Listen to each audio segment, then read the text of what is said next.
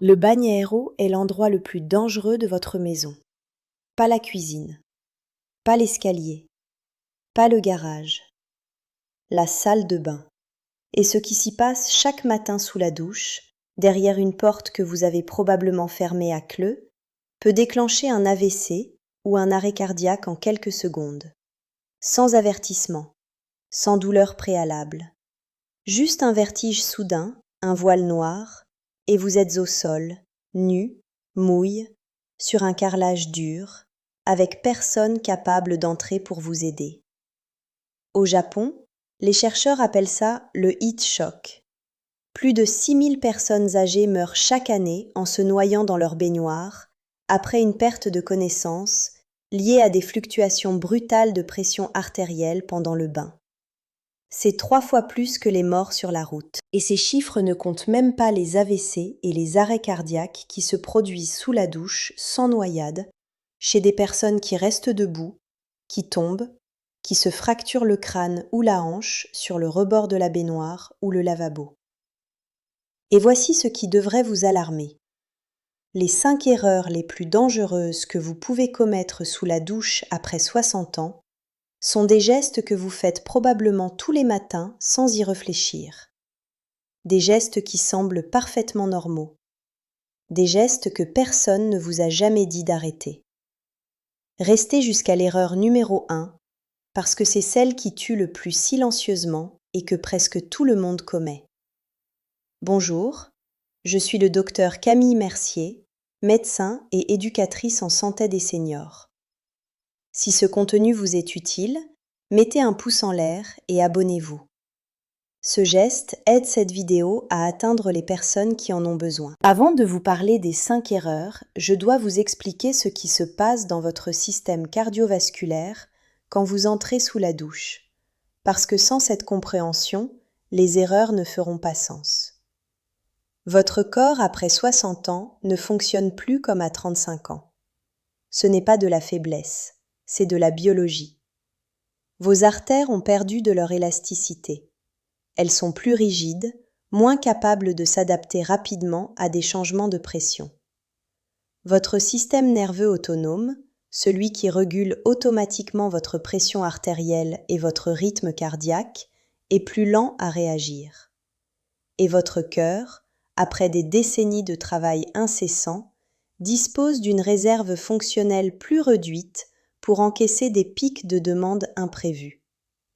Et la douche, qui semble être le moment le plus banal et le plus sécuritaire de votre journée, est en réalité un enchaînement rapide de stress cardiovasculaire intense.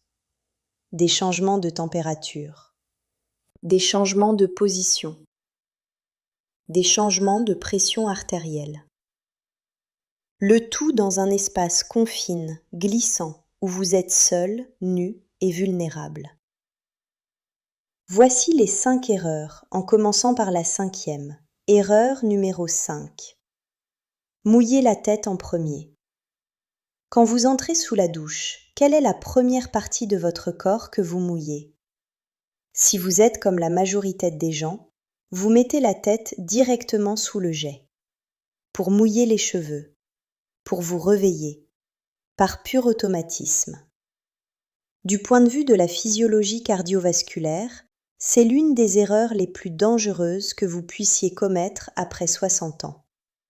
Votre tête et votre poitrine concentrent la plus grande densité de récepteurs nerveux, connectent directement à votre système cardiovasculaire.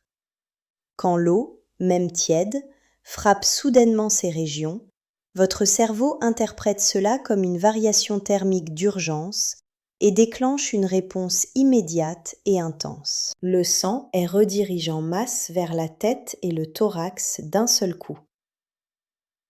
Imaginez un fleuve calme avec des berges stables. Maintenant, imaginez qu'on ouvre soudainement une vanne et qu'on envoie le double du volume d'eau dans le même canal. Le fleuve déborde. Les berges cèdent. C'est exactement ce qui se passe dans les vaisseaux sanguins cérébraux quand vous mouillez la tête par surprise. La pression intracrânienne monte de façon explosive. et pour un vaisseau déjà fragilise par l'hypertension, même contrôlée, ou par des plaques d'athérome, même petites, ce pic de pression peut suffire à provoquer une rupture. C'est ce que les médecins appellent un AVC hémorragique. La solution s'appelle la règle de progression vasculaire. Mouillez toujours votre corps dans le sens des extrémites vers le centre. Commencez par les pieds et les chevilles. Restez quelques secondes. Remontez aux mollets et aux genoux. Puis les mains et les avant-bras. Puis le bassin et l'abdomen. Puis les épaules et la poitrine. Et en dernier, la tête. Ce processus progressif donne le temps à vos vaisseaux de s'adapter graduellement à la température et au stimulus, évitant cette avalanche vasculaire. Erreur numéro 4.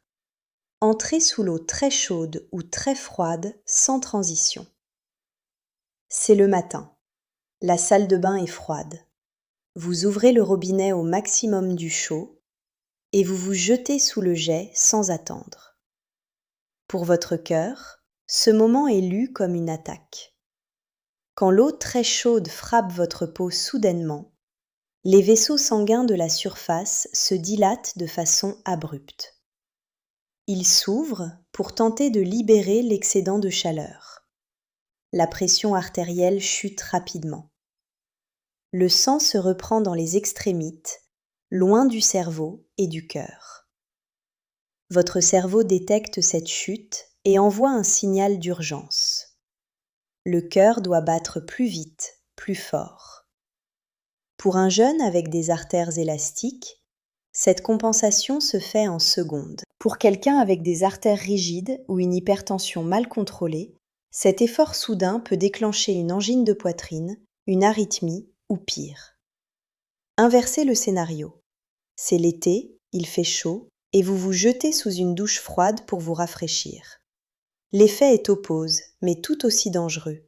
L'eau froide provoque une vasoconstriction immédiate et violente. Tous les vaisseaux se ferment d'un coup pour préserver la chaleur interne. La pression artérielle explose. Des études montrent que l'immersion en eau froide peut faire monter la pression systolique de 20 à 60 points en quelques secondes. Pour un cœur qui travaille au maximum et des artères qui ont perdu leur élasticité, ce pic de pression est catastrophique. C'est comme essayer de gonfler trop vite un vieux ballon sec. Le caoutchouc a perdu sa souplesse, il éclate. La solution ? La température de l'eau doit être tiède, proche de la température corporelle, entre 36 et 38 degrés. Avant d'entrer, testez la température avec l'intérieur du poignet, où la peau est plus fine et plus sensible. Si l'eau brûle ou glace le poignet, elle fera la même chose à votre système cardiovasculaire. Et entrez progressivement, sans vous jeter d'un coup sous le jet. Erreur numéro 3. Prendre une douche juste après avoir mangé. La plupart des gens savent vaguement qu'il ne faut pas se baigner après manger. La majorité pense que c'est un mythe de grand-mère. Ce n'est pas un mythe, c'est de la physiologie. Après un repas, votre système digestif a besoin d'un volume énorme de sang pour traiter les aliments. Le cœur accélère pour garantir cet approvisionnement. La circulation est détournée vers l'estomac et les intestins. Les médecins appellent ce phénomène l'hyperémie post-prandiale. C'est une redistribution vasculaire normale, mais qui met le cœur en état de demande élevée. Maintenant, imaginez que dans cet état, vous allez prendre une douche chaude. La chaleur de l'eau provoque une vasodilatation cutanée. Les vaisseaux de la peau s'ouvrent pour dissiper la chaleur. Soudainement, votre sang reçoit 2 ordres urgents en même temps. L'estomac dit « Envoie-moi du sang pour digérer ». La peau dit « Envoie-moi du sang pour refroidir le corps ». Votre cœur se retrouve au milieu de ce conflit, essayant de servir 2 systèmes en même temps. Le résultat, ni l'estomac ni la peau ne reçoivent ce qu'ils demandent.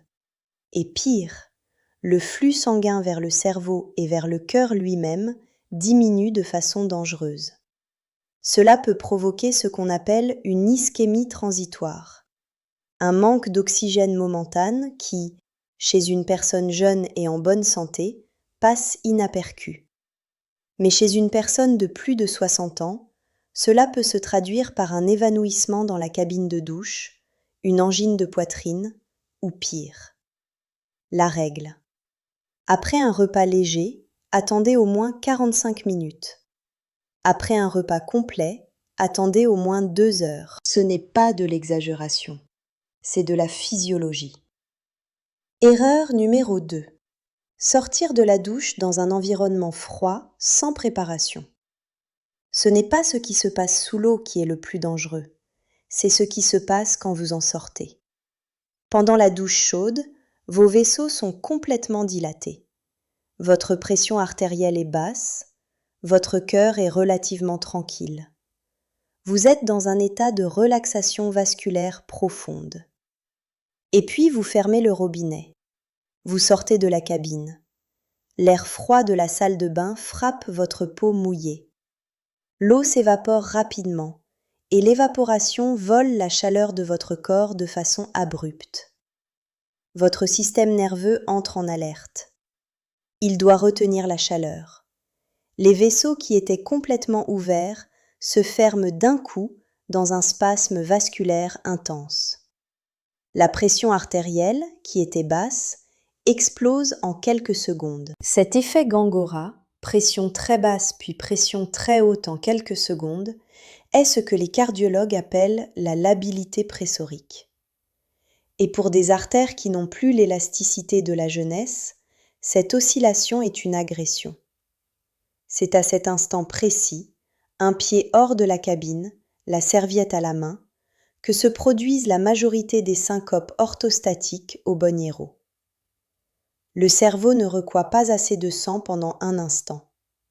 Vous sentez cette tonura soudaine, cet assombrissement de la vision, cette sensation que le sol se dérobe. Vous tombez.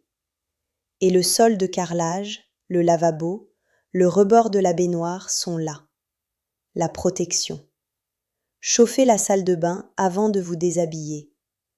Un chauffage allume 10 ou 15 minutes avant le bain suffit. L'idéal est que la température de l'air soit autour de 22 à 24 degrés. Sechez-vous encore à l'intérieur de la cabine, où il reste de la vapeur, avant de sortir. Et n'ouvrez jamais les fenêtres ou les portes pendant le bain. Un courant d'air froid sur des épaules mouillées est un déclencheur immédiat d'arythmie. Erreur numéro 1. Fermez la porte à clé. C'est l'erreur la plus simple, la plus banale, la plus universelle. Et c'est celle qui transforme n'importe laquelle des 4 erreurs précédentes en une situation potentiellement fatale. Vous fermez la porte du bagnero à clé par réflexe, par pudeur, par habitude de toute une vie. Personne ne remet ça en question. Mais il existe un concept en médecine d'urgence appelé la fenêtre thérapeutique. Dans le cas d'un AVC, cette fenêtre est d'environ 4 heures pour le traitement par thrombolyse. Dans le cas d'un infarctus, chaque minute sans traitement équivaut à une perte permanente de tissu cardiaque. Les neurologues disent que chaque minute d'AVC sans traitement, environ 2 millions de neurones meurent. Ce n'est pas une métaphore, c'est un comptage réel. Maintenant, pensez à ce qui se passe quand vous subissez un de ces événements dans une salle de bain dont la porte est verrouillée. Les personnes de l'autre côte entendent le bruit de la douche ou un silence qui semble suspect. Mais quand elles essaient d'entrer, elles se retrouvent face à une barrière. Elles frappent, elles appellent, rien. Elles doivent chercher un outil, appeler les secours, attendre que quelqu'un arrive pour forcer la porte. Chaque étape consume des minutes. Et vous êtes là, de l'autre côte, avec le compteur de la fenêtre thérapeutique qui tourne. La solution ne demande pas de renoncer à votre intimité. Si vous vivez accompagné, établissez une règle simple. Porte fermée signifie occupe, pas besoin de verrou. Un avertissement verbal avant d'entrer remplace la serrure sans le risque. Si vous vivez seul, emmenez votre téléphone dans la salle de bain à chaque douche, pas dans la main, sur une surface sèche, dans un étui imperméable si vous en avez un. Ce qui compte, c'est qu'en cas d'urgence, vous puissiez appeler à l'aide. Et si vous rénovez votre salle de bain un jour, envisagez une porte qui s'ouvre vers l'extérieur ou une porte coulissante. Parce que si vous tombez derrière une porte qui s'ouvre vers l'intérieur, votre propre corps bloque l'entrée. Même sans verrou, ce détail d'architecture peut empêcher les secours d'accéder à vous. Maintenant, laissez-moi rassembler tout cela en un protocole de douche sécuritaire que vous pouvez appliquer dès demain matin. Premièrement, chauffez la salle de bain avant de vous déshabiller. 22 à 24 degrés d'air ambiant. Deuxièmement, réglez l'eau à une température tiède, entre 36 et 38 degrés. Testez au poignet avant d'entrer.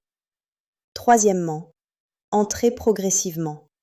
Mouillez d'abord les pieds, puis remontez lentement vers la tête.